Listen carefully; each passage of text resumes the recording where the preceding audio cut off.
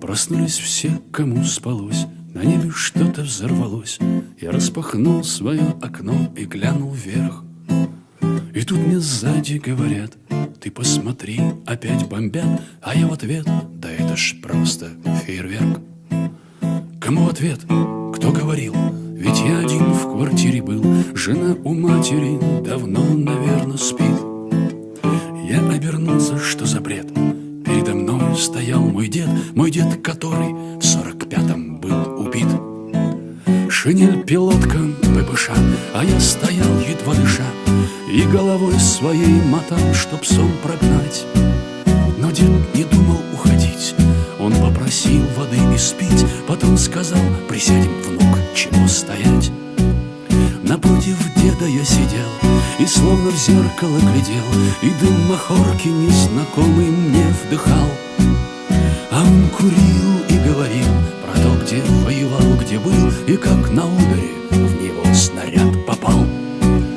Тут его взгляд задумчив стал, и дед надолго замолчал, потом вздохнул и произнес: скажи мне, внук, ты отчего же так живешь, как будто свой башмак жуешь, как будто жизнь для тебя сплошной недуг?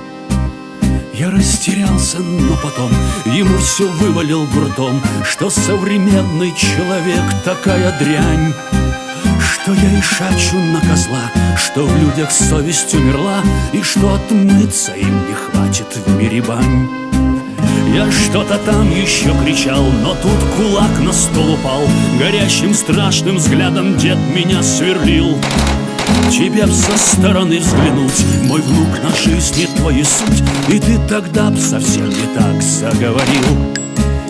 Ты был талантлив, всех любил, но все в деньгах похоронил, искал разгадку смысла жизни, а теперь ты ищешь баб на стороне, забыл о сыне и жене, и между миром и тобой стальная дверь.